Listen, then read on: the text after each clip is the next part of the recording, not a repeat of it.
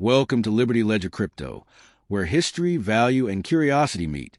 Today, we're diving into one of the most fascinating and highly sought-after coins in American numismatic history, the 1776 to 1976 Bicentennial Quarter. You may have heard whispers or seen headlines about these quarters selling for thousands, even tens of thousands of dollars. But what's the truth? What makes this particular coin so valuable? And why should collectors and curious minds alike pay attention? Let's dig into the story behind one of the most expensive quarter dollars in U.S. history. First, let's set the stage. The United States Bicentennial was a massive celebration of the 200th anniversary of American independence, and in honor of that milestone, the U.S. Mint produced special commemorative designs for quarter, half-dollar, and dollar coins. The quarter featured a unique reverse design by Jack L.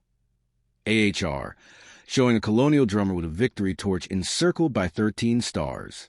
This design replaced the traditional eagle for just 2 years, from 1975 through 1976. What's important to know is that all these bicentennial quarters are dual dated with 1776 to 1976, marking the historic occasion. The coin in focus today bears a D mint mark, meaning it was produced at the Denver Mint. Millions were made there, over 860 million to be exact, which might make you think, how could any of them be worth more than face value? That's a great question. The answer lies in rarity, condition, and sometimes a bit of minting magic or error.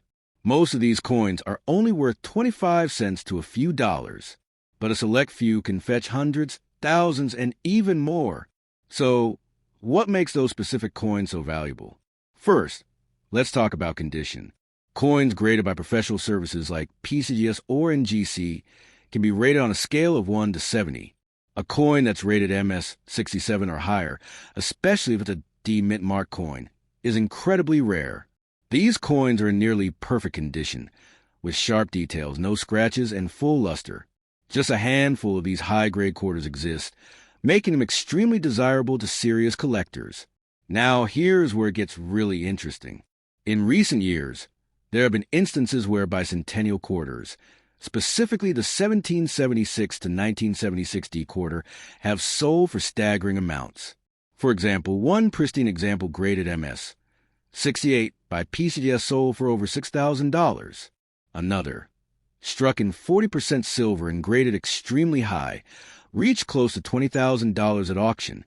While these are rare cases, they represent the upper echelon of collector interest and the power of numismatic value. Another aspect to consider is composition. While the vast majority of 1776 to 1976 D quarters were made from copper nickel, the U.S. Mint also released limited edition 40% silver versions, but those were struck without a mint mark or with an S mint mark and primarily in proof or uncirculated sets.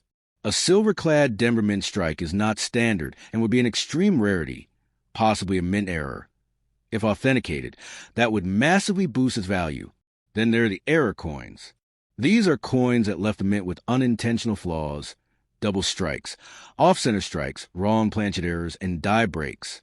If a 1776 to 1976 D quarter has any of these errors and is authenticated, it can be worth a small fortune. One such coin, struck on a nickel planchet instead of a quarter planchet, sold for thousands. Collectors love these one-of-a-kind anomalies because they are like winning the lottery for your pocket change. Another factor driving value is what collectors call eye appeal. This is more subjective, but it refers to the coin's overall visual impact, toning, brightness, and strike sharpness. A coin might not be the rarest, but if it has strong eye appeal, collectors may be willing to pay a premium for it. Combine that with strong demand for U.S. bicentennial memorabilia, and you've got a coin that transcends its original value. So, how do you know if you have a valuable 1776-1976 D quarter? Start by checking the mint mark. It should be a D. Then, look at the coin's overall condition. Is it uncirculated? Does it have strong luster, no scratches, and sharp details?